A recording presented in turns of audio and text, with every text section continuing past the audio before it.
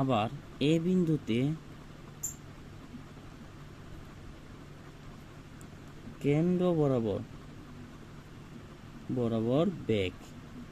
সমান 0। বি বিন্দুতে উলম্ব বরাবর বেগের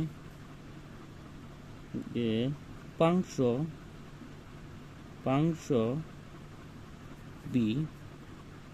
উলম্ব মানে কি উপরের দিকে গেছে, এটা কি বি cos থিটা বি বিন্দুতে কেন্দ্র বরাবর বেগের উপাংশ বি sin থিটা।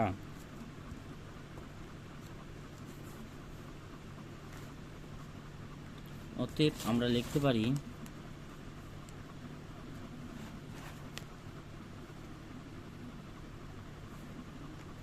অতএব এ হতে বি উলম্ব বরাবর বেগের পরিবর্তন, এই যে এ বিন্দু হতে বি বিন্দুতে উলম্ব বরাবর বেগের পরিবর্তন, এ বিন্দু হতে কি বি, তাইলে বি মাইনাস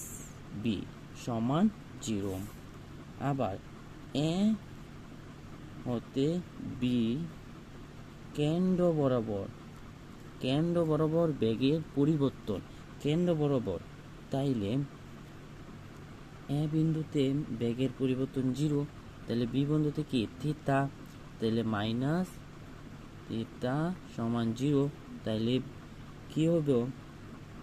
বি থিটা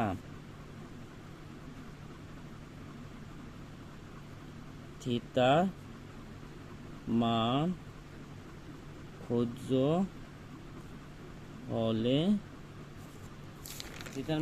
হলে কি 1 বসে, তাহলে আমরা লিখতে পারি,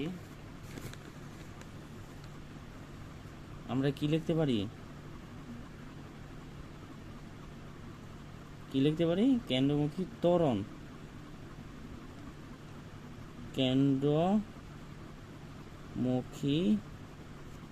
তাহলে আমরা লিখতে পারি কেন্দ্রমুখী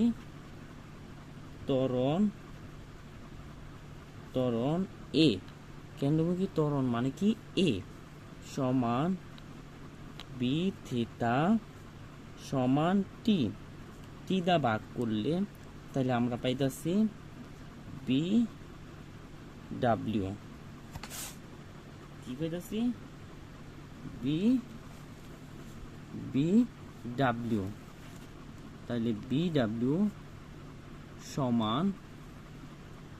পাইতাছি, এই যে ডাব্লিউ সমান কি B by R,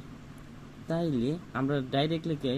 B square divided by আর। আবার এই পাশে লিখি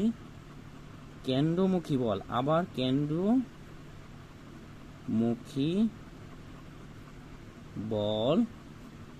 কেন্দ্রমুখী বল কি